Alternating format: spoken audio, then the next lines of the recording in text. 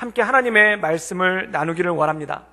이 세상을 살아가면서 우리가 여러 가지 힘든 일들을 당하는데 그 힘든 일 중에 하나가 물질의 어려움이 있을 때 힘듦을 겪고 어려움을 겪게 될 때가 있습니다. 예를 들어서 통장의 잔고가 계속해서 비어가기 시작할 때, 이 통장에서 0이 하나씩 없어지기 시작할 때 이거만큼 살떨리고 이거만큼 마음이 조마조마하고 이거만큼 불안한 일이 어디 있겠습니까? 참 이 통장이라는 것이, 물질이라는 것이 마치 밑 빠진 독에 물 붓는 것과 똑같습니다. 일정하게 계속 물이 부어져야지만 이게 간신히 유지를 하고 조금이라도 어긋나거나 조금이라도 삐걱하면은 이 잔고가 줄어들기 시작하는데 정말 감당할 수가 없을 정도로 마음이 힘들고 어려울 때가 참 많아지죠. 제가 호주에서 특별히 유학생들 사역을 하면서 느낀 것 중에 하나가, 많은 유학생들이 한국에 계신 부모님들에게 경제적인 지원을 굉장히 많이 받습니다. 그럼에도 불구하고 워낙 물가도 비싸고 학비도 비싸다 보니까 이 나가는 돈이 엄청나게 많이 나가는 거예요. 그러다가 한번 조금이라도 삐끗하기라도 하면, 그러다가 조금이라도 한번 어려움이라도 당하면은 이게 와르르 무너질 때가 있는데, 그게 언제냐면 특별히 이가 아프거나 충치가 생겼을 때, 그때 참 힘들어하고 어려워합니다. 그 이유가 우리나라에서는 금리를 씌우는 것이 잘해야 50만 원에서 100만 원 사이지만 호주 같은 나라는 300만 원이 훌쩍 넘는 경우가 많기 때문에 이 금리를 하나 씌운다는 게 삶이 다 어그러지고 한번 휘청하는 경우가 굉장히 많거든요. 그래서 제가 잘 아는 뉴질랜드에서 목회하시는 목사님은 어쩌다가 금리가 하나 빠졌는데 이거를 치료를 못 받고 2달 동안을 가만히 계시다가 한국에 들어올 기회가 있어서 한국에서 치료를 받고 나가신 그러한 경우도 있었다고 합니다. 그래서 이 2달 동안 얼마나 이가 시리고 얼마나 아팠겠습니까? 그런데 그럼에도 불구하고 돈만 있으면 치료가 되는데 섣불리 치료하지 못하는 이유가 뭐냐면 재정적으로 빡빡하기 때문에, 그리고 사는 게 빡빡하기 때문에 뭐 하나만 삐끗나면은 그것으로 인해서 와르르 무너지는 그러한 경우가 참 많더라는 것입니다.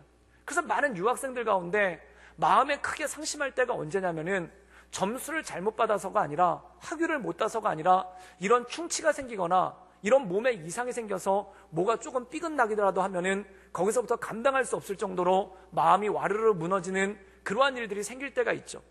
또 언제 사람이 마음이 힘들고 어렵냐면은 건강에 이상이 왔을 때 그때 마음이 참 힘들고 어렵습니다. 어느 순간 건강에 조금씩 자신이 없어지기 시작하죠. 그리고 예전에는 치료를 받으면은 몸이 100% 회복이 됐는데 이제 치료를 받아도 몸이 90%, 80%밖에 회복이 되지 않을 때가 있습니다. 그리고 건강검진을 받고 나면은 초조한 마음으로 기다리고 있는데 전화가 와요. 그래서 한번 와보셔야 되겠다고. 그래서 가보면은 큰 병원에 가라고 얘기하죠. 그래서 큰 병원에 가보면은 이 의사 선생님이 무서운 얼굴을 하고 입원하셔야 되겠습니다. 근데 이게 입원해서 수술받고 일상으로 복귀가 되면 괜찮은데 입원해서 수술받은 다음에 일상으로 복귀가 안 되는 그러한 경우가 있을 때가 있다는 겁니다. 그래서 하던 직업을 그만둬야 될 때도 있고 다니던 직장을 관둬야 될 때도 있고, 또한 경제적으로 어렵기도 하고, 또한 몸의 기능이 100% 회복되는 게 아니라 몸의 일부분을 사용하지 못하게 되는 그러한 일들이 생길 때 마음 가운데 참 힘들고 어려움을 느끼게 되는 것이 우리 삶 가운데 참 많죠. 이 건강이 어렵다는 거 참 힘든 문제입니다. 그런데 이것보다도 또 하나 힘든 게 있는데 그게 뭐냐면 바로 인간관계의 문제라는 겁니다. 물질의 문제나 또는 건강의 문제에 비해서 인간관계 문제는 소소하고 별거 아니다라고 생각될 때도 있습니다. 그런데 오다 가다 만나는 사람들이랑 관계가 안 좋으면은 그럴 수도 있는 일이죠. 그런데 내 인생 가운데 진짜 중요한 사람들, 내 인생 가운데 진짜 친밀한 사람들과 문제가 생기면 그거만큼 힘들고 그거만큼 괴로운 게 없더라는 것입니다. 예를 들어 부부간에 문제가 생겼다. 그러면 이때부터 정말 지옥 같은 삶을 살게 됩니다. 이때부터 마음이 너무나 힘들고 너무나 고통스럽습니다. 또한 부모 자녀 간에 문제가 생겼다. 그럼 이거만큼 마음을 후벼 파는 것 같은 고통, 또한 이거만큼 마음을 뒤집어 놓는 것 같은 그러한 힘들고 어려운 일이 없죠. 또한 가족들 간에, 특별히 동기들 간에, 형제나 자매들 간에 문제가 생겼다. 그럼 이거만큼 어렵고 이거만큼 마음을 낙심시키는 일이 없다는 것입니다. 그리고 더 나아가서 믿음의 공동체로 함께 신앙생활했던 이 믿음의 식구들이 교회 식구들 간의 관계가 불편하게 됐다. 그럼 이거만큼 사람을 힘들고 어렵게 하는 그러한 모습이 없더라는 것입니다. 그래서 성경을 우리가 가만히 읽어보면은 물질의 문제나 건강의 문제로 인해서 고난당하는 경우도 있지만 성경에 나와 있는 대부분의 경우를 보면은 물질과 건강의 문제가 아니라 사람과의 관계 때문에 어려움을 겪고 그것 때문에 낙심하는 일이 참 많더라는 것입니다. 우리가 성경을 봤을 때 고난의 대명사라고 하면 욥이죠. 근데 이 욥도 일찍이 자녀들이 죽고 집안이 망하고 또한 그의 몸에 병도 얻습니다. 근데 이거보다 그를 더 힘들고 고통스럽게 했던 게 뭐냐면은 3명의 친구들이 와가지고 일주일 동안은 울어주다가 그 다음에는 이 욥의 마음을 힘들게 하고 어렵게 하고 그 마음을 살살 긁는데 그것 때문에 욥이 견디지 못하고 그것 때문에 감당하지 못하는 그러한 모습이 나타나는 것을 보게 됩니다. 또한 우리가 요셉이라는 사람을 보면은 이 사람은 감옥에도 갇히고 노예로도 팔려가죠.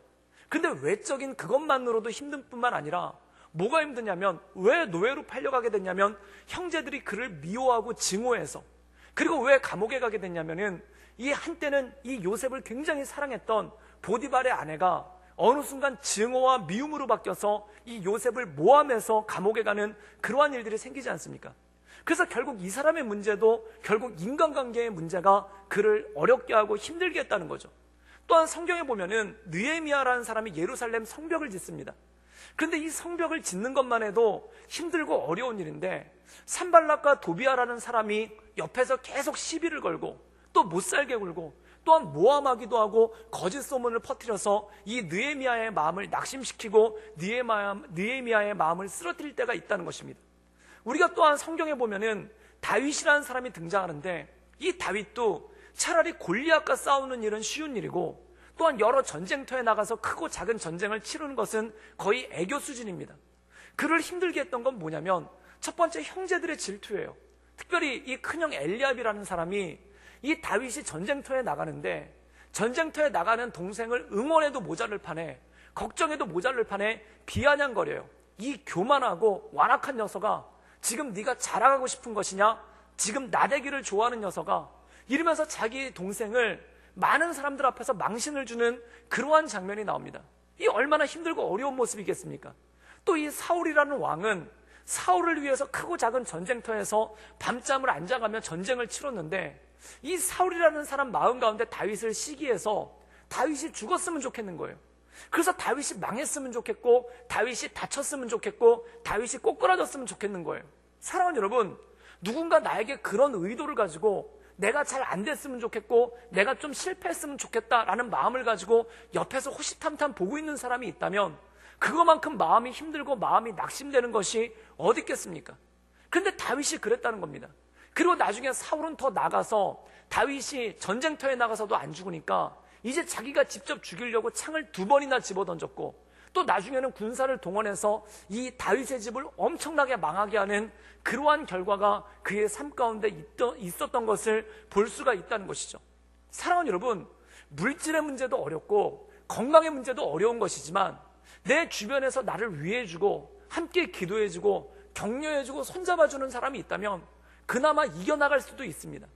그런데 몸도 힘들고 마음도 힘든데 옆에 사람이 없다면, 또한 오히려 옆에 있는 사람들이 나를 모욕하고 나에게 낙심을 준다면 그거만큼 힘들고 어려운 일이 어디 있겠습니까? 오늘 말씀 가운데 보면은 혈루병이라는 병에 걸린 여인이 등장하게 되는 것을 보게 됩니다. 근데 이 여인은 혈루병으로 인해서 재산도 다 잃고 또한 건강도 잃고 또한 모든 사람들도 떠나버리는 그러한 모습 가운데 있습니다. 건강만 어려워도 힘든데, 물질만 어려워도 힘든데, 관계만 어려워도 힘든데 이 3가지가 동시에 이 여인에게 닥쳐서 이 여인을 낙심시키고 이 여인을 절망시켰다는 것입니다. 그런데 오늘 말씀 가운데 보면 이 여인이 예수께 가서 회복을 받고 예수께 가서 나음을 입는 놀라운 역사가 일어났다는 것이죠. 저는 우리가 이 말씀을 함께 나누고 이 말씀을 묵상할 때 여러분 삶 가운데 물질로 인해 또는 건강으로 인해 또는 관계로 인해 어려움이 있다면 이 말씀을 통해 회복되고 또한 이 말씀을 통해 새롭게 되는 하나님의 놀라운 역사가 있기를 주님의 이름으로 축원합니다. 우리 함께 마가복음 5장 25절의 말씀을 자막을 통해 함께 나누기를 원합니다. 우리 함께 다 같이 읽겠습니다. 시작. 12해를 혈루증으로 앓아온 한 여자가 있어. 오늘 말씀 가운데 보면 한 여인이 등장하는데 이 여인이 걸린 병이 뭐냐면 혈루증이었다는 것입니다.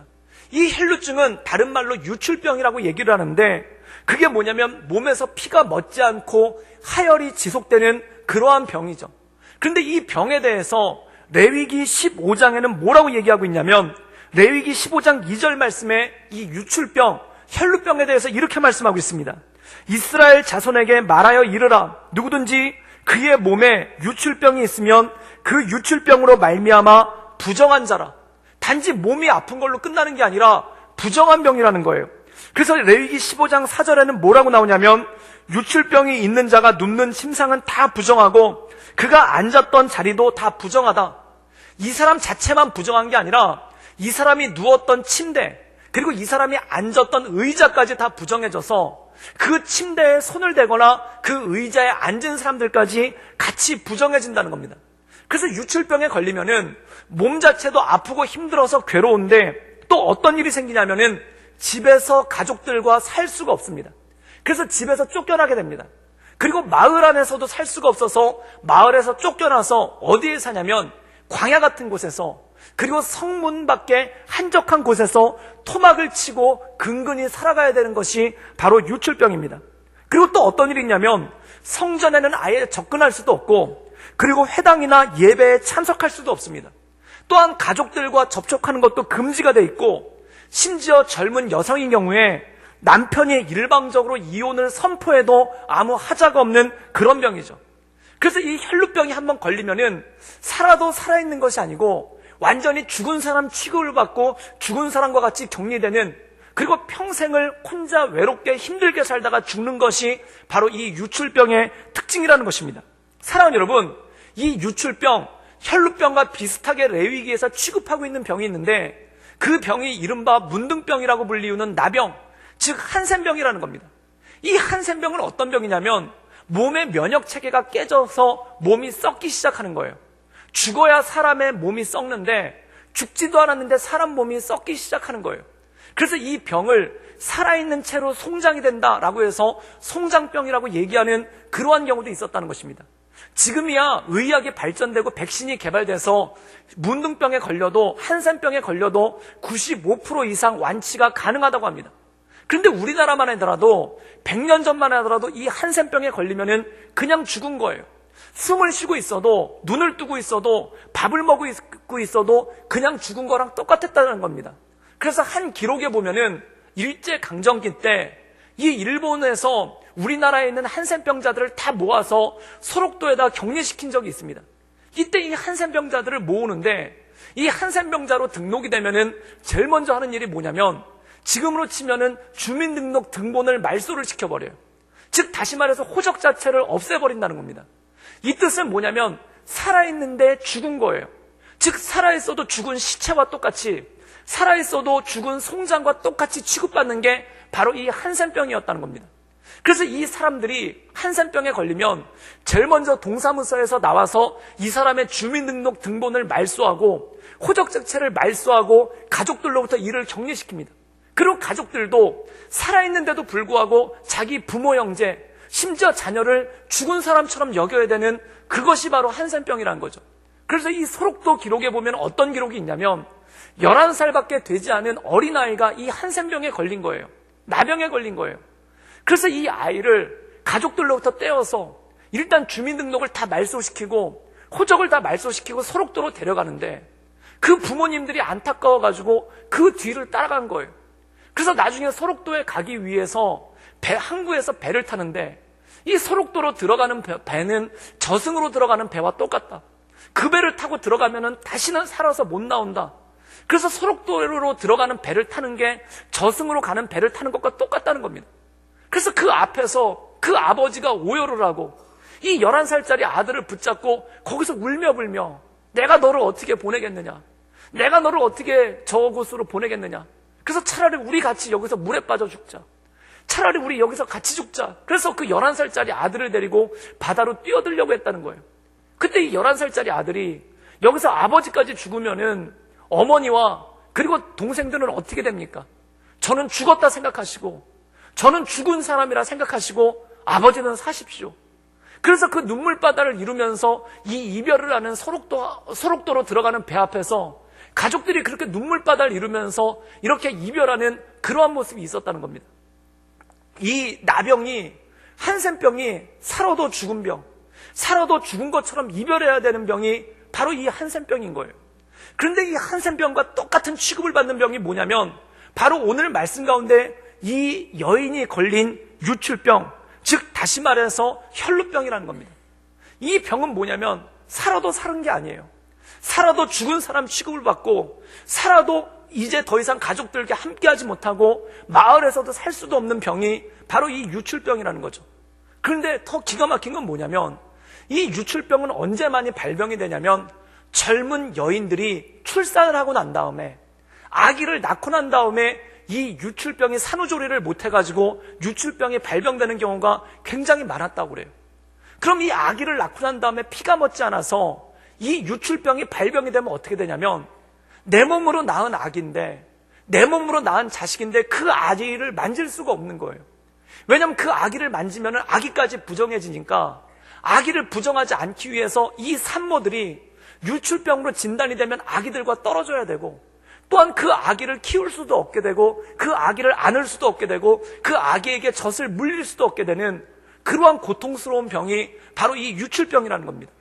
그래서 이 여자가 유출병에 걸렸는데 성경에 자세히 나오지는 않았지만 아마 이 여자도 아기를 낳고 난 다음에 이 유출병이 발병되어서 가족들에게부터 떨어지게 된 거예요.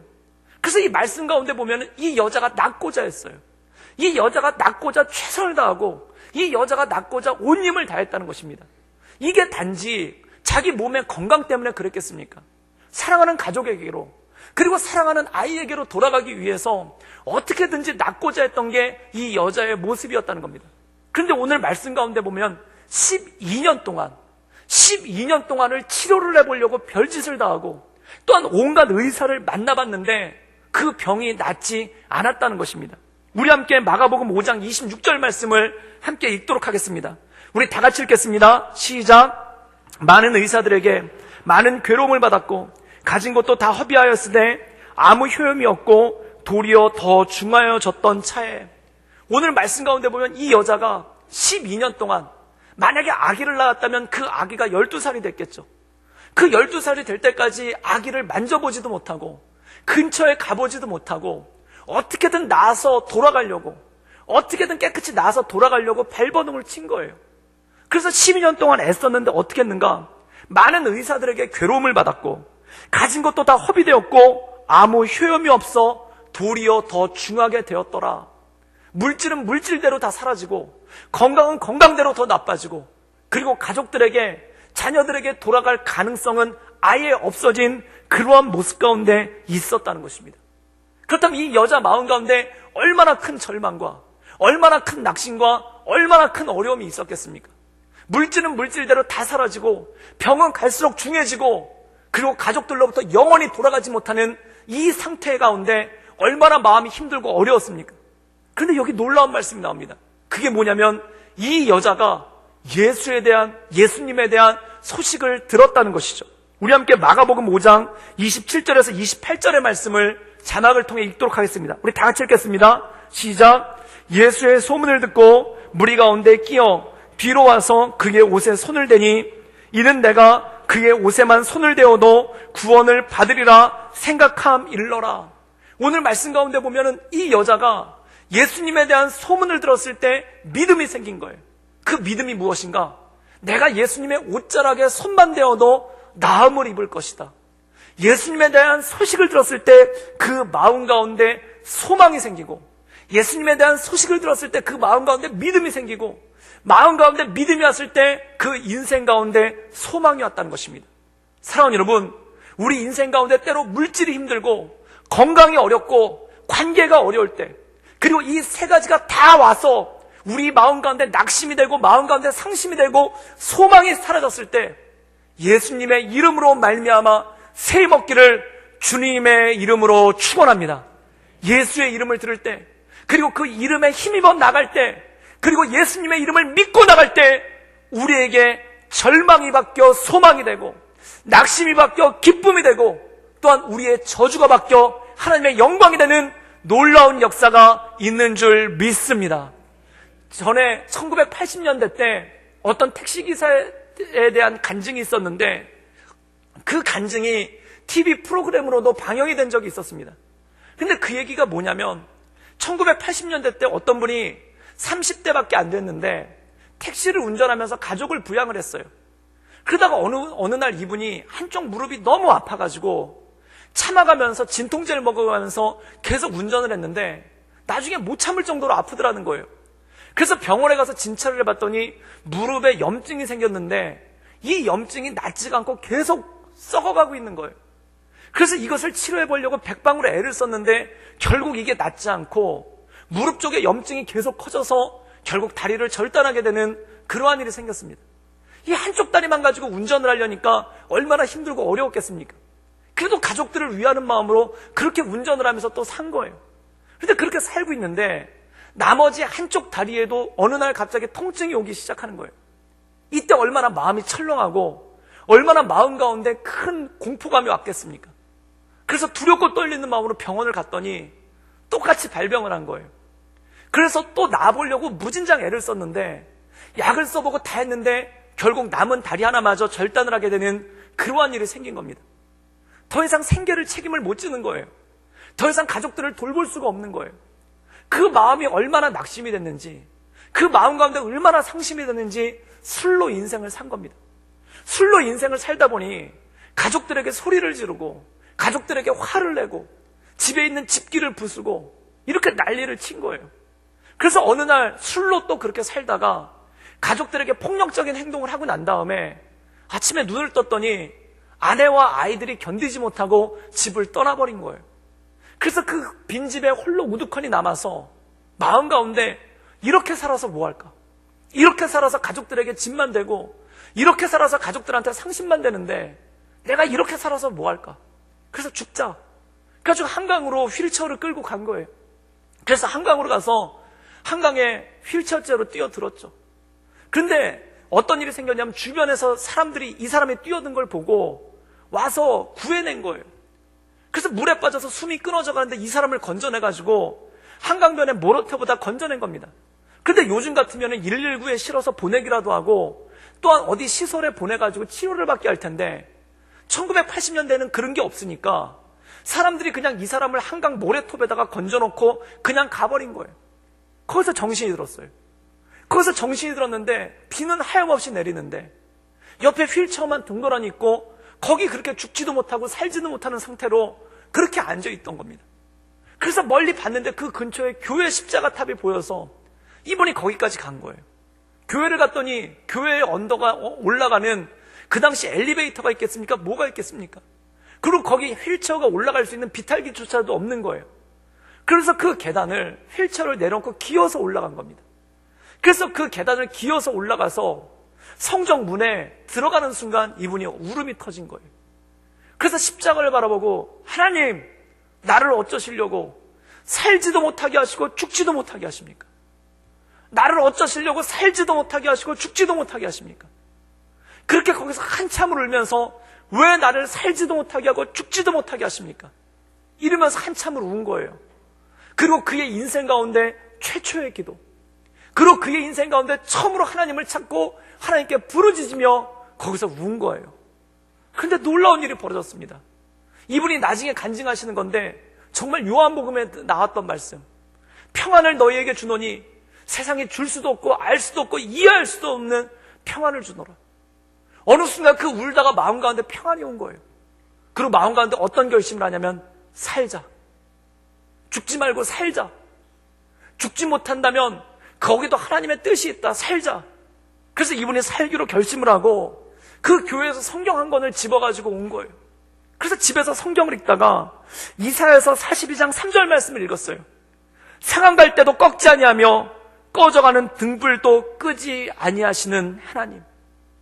상한 갈 때도 꺾지 않고 꺼져가는 등불도 끄지 않으신 하나님. 사랑하는 여러분, 내 인생이 꺾여도 내 인생이 꺼져가도 하나님께서는 우리를 위하시는 줄 믿습니다. 살게 하신다는 거예요. 하나님이 나로 살게 하시는구나. 상한 갈 때와 같은 나를 살게 하시는구나. 꺼져가는 등불과 같은 나를 살게 하시는구나. 그리고 에스겔서 16장 6절 말씀, 내가 내 곁을 지나갈 때 내가 피투성이가 되어 발짓하는 것을 보고 내게 이르기를 너는 피투성이라도 살아있으라. 다시 이르기를 너는 피투성이라도 살아있으라. 살라고 하시는구나. 그래서 이분이 살기로 했어요. 그리고 살기로 하고 그 잘린 두 다리를 가지고 하나님 앞에 살기로 했습니다. 그때 어떤 일이 더 벌어지는가? 가족들이 돌아오고 그 가정이 힘들고 어려운 사람, 낭망한 사람들이 모여서 공동체를 이룬 거예요. 그래서 그 어렵고 힘든 사람들을 바라보며 이분이 하신 말씀이 삽시다. 삽시다. 우리에게 생명이 있으면 삽시다. 너는 피투성이라도 살라. 내가 다시 너희에게 말하노니 너희는 살라. 사랑하는 여러분, 이 말씀 의지하여 살 수 있기를 주님의 이름으로 축원합니다. 때로 죽을 것 같이 고통스럽고 때로 죽을 것 같이 힘들더라도 내게 호흡이 있다면, 내게 생명이 있다면, 내게 기운이 있다면 살 수 있기를 주님의 이름으로 축원합니다.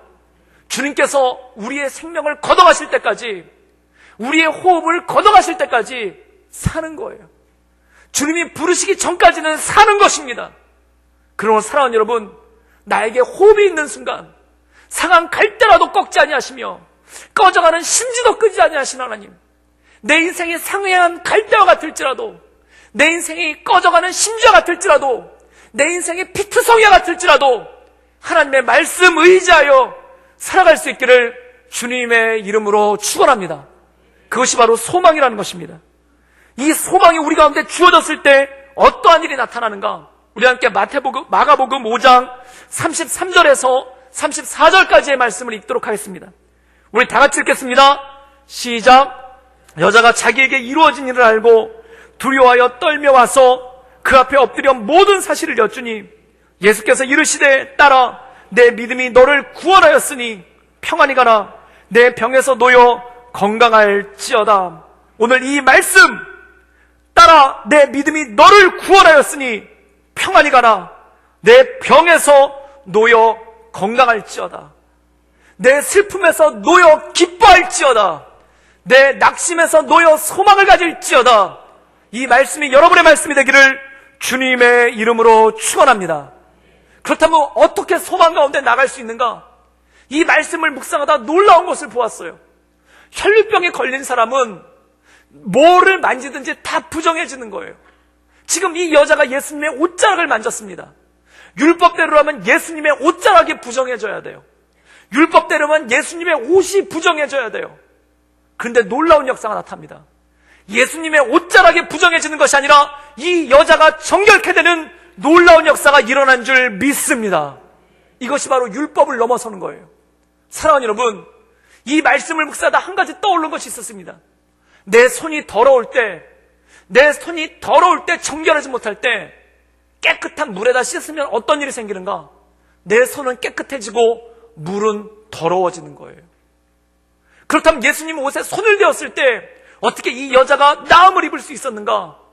주께서 이 여자의 모든 질고를 지셨기 때문인 줄 믿습니다. 그게 바로 십자가의 사역이라는 거예요. 그래서 이사야서에서는 이렇게 고백하고 있습니다. 그가 채찍에 맞음으로 우리가 나음을 입었도다. 우리의 모든 질고를, 우리의 모든 고통을, 우리의 모든 아픔을 그분이 담당하신 줄 믿습니다.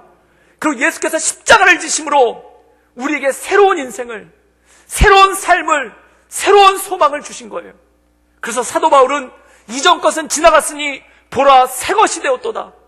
이 말씀이 여기서 함께 하나님의 말씀을 나누는 모든 이들의 말씀이 될 수 있기를 주님의 이름으로 축원합니다.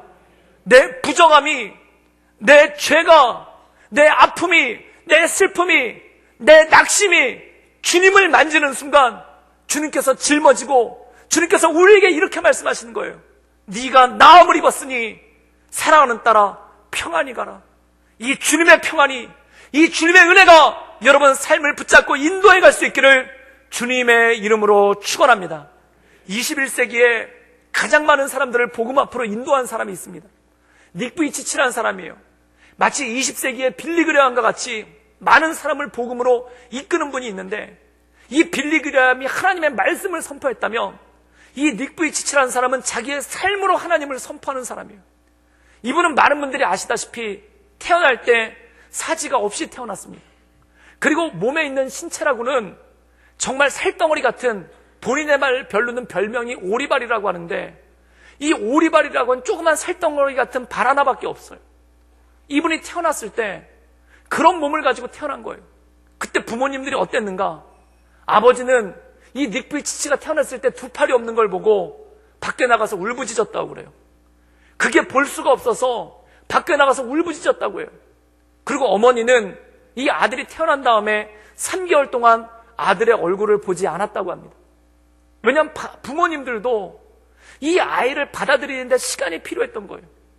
아이가 탄생하면 축복 가운데, 기쁨 가운데, 즐거움 가운데 이 아이의 탄생을 축복하고 이 아이의 탄생을 즐거워하고 기뻐해야 되는데, 이 아기가 태어난 순간 부모님들이 얼마나 많은 절망과 낙심을 했는지 이 아이를 받아들이는데도 부모님들이 시간이 걸린 거예요. 그 부모님이 목회자이십니다. 아버지가 목사님이세요. 그런데도 받아들이는데 마음 가운데 시간이 필요한 거예요. 그러고 나서 이 닉부이치치가 컸습니다. 그리고 학교를 다녔죠. 그리고 청소년 때 학교를 갔는데 이 사지가 없으니, 팔다리가 없으니 얼마나 생활하는 것도 힘들고 어려웠겠습니까? 그런데 옆에 있는 친구들이 도와줘야 되는데 어느 날 이 반애들이 닉부이치치를 놀린 거예요. 그래가지고 반애들이 다 모여가지고 이 닉부이치를 동그랗게 싸고 쳐다보고 있는데 한 못된 애가 와가지고 닉부이치치의 머리를 때리면서 닉 한번 막아봐 그러면서 닉부이치치의 머리를 계속 손바닥으로 때린 거예요. 두 팔이 없는 애가 어떻게 막겠습니까? 그거를 맞을 때마다 고통스럽게 꿈틀꿈틀 거리고 있는데 그걸 보면서 반 친구들은 웃는 거예요. 그 닉부이치치의 꿈틀거리는 모습이 재밌어가지고 옆에서 울고 다른 애들도 와가지고 같이 때리면서 막아봐 막아봐 그러면서 저주가 섞인 말로 이 아이를 놀린 거예요. 집에 돌아왔습니다. 어떻게 부모님께 그 얘기를 할 수가 있겠습니까? 그리고 마음 가운데 이런 결심을 한 거예요. 죽자. 내가 더 살아서 뭐 하겠는가? 부모님께 부담만 되고 내가 더 살아서 뭐 하겠는가? 죽자. 근데 죽을 방법이 없는 거예요. 사지가 없으니까 죽을 방법이 없는 거예요. 그래서 어떻게 하기로 했냐면은 엄마한테 욕조에다가 목욕물을 받아달라고 하고 그 목욕물에 가가지고 이 살덩어리밖에 안 되는 그 발 하나로 버티고 섰는데 거기 힘을 풀면은 미끄러져서 몸이 욕조로 들어가서 욕조 안에서 익사해서 죽는 거예요. 그렇게 죽으려고 엄마한테 욕조에 물을 받아달라고 그랬어요. 그리고 거기서 그 살덩어리밖에 없는 그 작은 발 하나로 버티고 서서 하염없이 운 거예요. 왜 이렇게 살게 하셨습니까? 왜 이렇게 낫게 하셨습니까? 왜 이렇게 살게 하셨습니까? 거기서 하염없이 운 거예요. 그리고 거기서 울면서 기도하다가 하나님의 음성을 들은 겁니다. 세상이 줄 수도 없고 알 수도 없고 이해할 수도 없는 그 평안. 여러분들에게 그런 낙심된 마음이 있는 분들이 있다면 이 말씀 가운데 그 평안이 임할 수 있기를 주님의 이름으로 축원합니다. 그때 이 닉부이치치가 그 평안이 임했을 때 마음 가운데 결단을 한 거예요. 살자. 그래서 그가 살기로 하고 그 목욕물에서 나옵니다. 마치 세례와 같이 다시 거듭난과 같이 다시 태어난과 같이 그 목욕물에서 옛사람이 죽고 이전 것은 지나가고 새 사람이 나온 거예요. 그래서 그가 간증을 하는데 자기를 이렇게 표합니다. 나는 disabled이다. 영어 단어로 disabled이라는 단어가 있는데 그 단어는 할 수 없음, 절망, 그리고 낙심이란 뜻이에요. 장애가 있는 할 수 없는 이 뜻이 disabled이라는 뜻이에요. 그런데 그가 이렇게 얘기한 거예요. 나는 disabled입니다. 나는 장애가 있습니다. 나는 할 수 없습니다. 나는 무능력합니다. 나는 살 수 없습니다. 그런데 주께로 갑니다. 그래서 자기 disabled에다 고를 붙였다는 거예요. 주께로 가자. 그래서 고를 붙였다는 거예요. 그랬더니 이 알파벳을 조합을 하니까 어떻게 단어가 나오냐면은 God is able. 주님은 할 수 있다.